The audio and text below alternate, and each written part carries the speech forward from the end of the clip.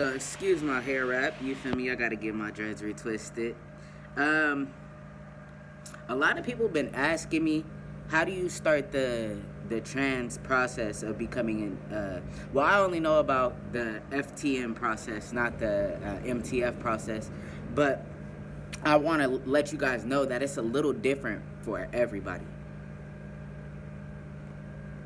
I gotta wake and bake.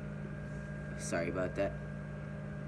How my process started was I had one friend. I've been classified as myself as male since I was little, but because of my family's views of being Christians and stuff like that, I never really got to express myself. So when I turned 18 and I became an adult and my mom no longer was able to make my decisions, I did my research. Definitely do your research, because the trans process is not only physically wearing on the body, to be honest, when it comes to testosterone, which the side effects of testosterone, you get acne, more hair.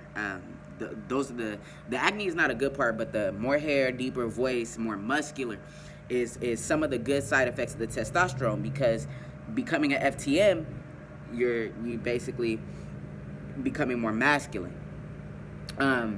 So my voice was a little, I could upload a video of my before voice, before my testosterone, and my voice now. It's much deeper. But there's also bad side effects to the testosterone, to be honest. And one of the bad side effects I'm going to tell you is emotions. Like some people, like for me, my depression got worse at a time, and it's not because I didn't want to go through the process or the process wasn't it for me. It was more of a you're basically, your body is changing, your hormones are changing from estrogen to more testosterone. So of course it's gonna be a little bit difficult for the emotion side effects and everything like that. You get more angry. Sometimes you just emotional for no reason, to be honest. Like for me, I've had times where I would cry for no reason, like I'm still a female, because your body is just going through that transition.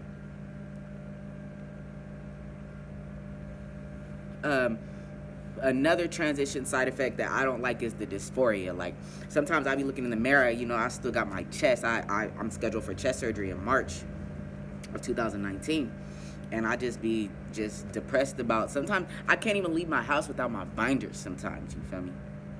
So definitely, when you're thinking about going through the transition process, definitely seek out a counselor, because even if you don't already have emotional problems, you're going to gain those emotional problems throughout your transition.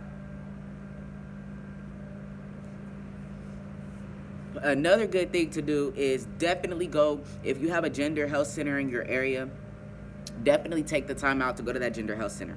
Those people are specifically, however the hell you say it, are for the transition process, either female to male, male to female. So those two things will have to be done. Definitely go out to seek a counselor outside of the gender health center, and seek out the gender health center, because both of those counselors could actually help you as far as emotionally and if the process is right for you. Because right now I'm just kind of feeling like being trans is becoming a trend. Like y'all studs are figuring out, part of my language, that Medi-Cal giving out free dicks. You feel me? Like, yes, Medi-Cal does pay. Certain Medi-Cal plans do pay for the transition process. But at the same time, when you transition, you can reverse it. I've heard of it being reversed, but it's physically, emotionally, mentally wearing on you. So you got to make sure that you're ready for that process to come. Like, you have to be mentally prepared, physically prepared, in good health.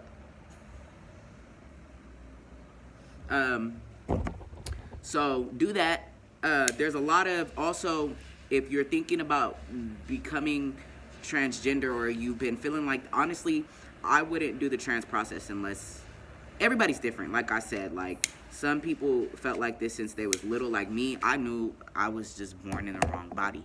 Like even as a 5-year-old, I was a little stud. Like, but my mom just, as I was gaining my sexuality and learning who I really was, my mom wasn't for it. So I had to live the life that she wanted me to live at that time. 18, make your own choices. But and then my views on that is, even if you're underage, advocate for yourself. I wish I would have advocated for myself. I wish I would have took my foot down and was like, Mom, I know your views, but this is how I'm feeling. Like, emotionally, this is how I'm feeling. I'm depressed because I'm a man. I'm a boy. You know, so I was daddy's little girl. You feel me? Like, I could even upload a transition video for y'all. But, you know, advocate for yourself. Be your advocate, because if you don't talk, my thing is, don't die unhappy. Like, I don't want to die unhappy. And that's why I was like, when I turned 18, I was like, I got to go through this process. Like, I got to be happy. And I'm much more happier as this man that I'm becoming. So, yeah, definitely do that. Seek out those counselors and the Gender Health Center. Yeah, like I said in the beginning of this video, do your research. It don't hurt to pick up a computer. Everybody got smartphones. Look up FTM process. Look up testosterone side effects and what testosterone does, and look up medical people, the surgeons that do the phalloplasty and the chest surgery. Look it up. Like, do your research, be your own advocate, because like I said, once this process is done, if you don't pick the right people, if you don't pick the right doctors, it can mess you up. It could definitely mess you up. So yeah, that's how you start the transition process. Like I said, like, just seek out people, medical professionals and psychiatrists that already have helped people in that process, because they'll know more about it. And also seek out people that already been through that process. Like, I met my homie, you know, not name dropping in this video, but I met my homie through the Gender Health Center, and me and him have gained a like big brother, little brother relationship. And, you know, to the point where I could just go over his house, and if I need to talk about, dang, walks out here and shit in California. But if I need to seek out, like, a Pops, or I call him Pops, you know, because my dad, he don't really help me through this process of becoming a man. So I just, hey, Pops, like, I'm going through this, or I'm going through that. Seek out people that have already been through the process and that are farther along in the process, already had their surgeries, been on testosterone for years, because you're just starting. So they've been through more than you, so they could guide you and tell you what you need to do, how to change your name, how to change your birth certificate, all that. But you gotta make sure, my thing is, make sure that this process is the right process for you. I'm telling you, just because Medi-Cal giving out free dicks and all y'all studs want a deep voice, and there's different reasons. Like, make sure this is you. Make sure, man, I've been feeling like a man. Like, I'm unhappy as the female that everybody sees me becoming. Like, why is this? Figure out why is it. What's the root of the problem? And my root of the problem was definitely, I didn't let my blunt go out talking to y'all, man. It's okay. I'll finish this a little later. But definitely advocate for you guys yourself, because nobody's going to speak up better for you than you. You feel me?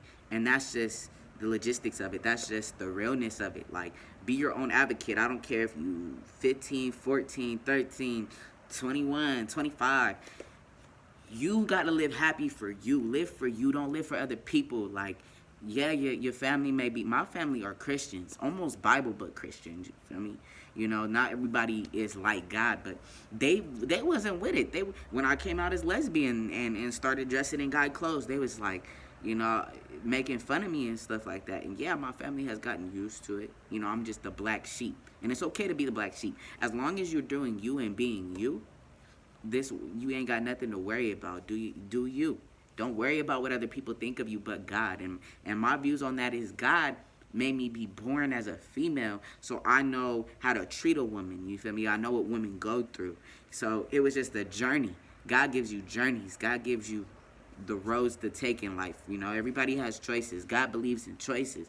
And this was, I wouldn't say it was a choice, it was a lifestyle. It was who I was. You know, I was even dressing in female clothes. Everybody was like, you always acted more masculine than anything. Like, you never really act like a female. And I had to tell them after I started my transition, like, and everybody started saying, like, you're glowing, you glowing. Like, you look hella happy. Like, yeah, I'm happy now.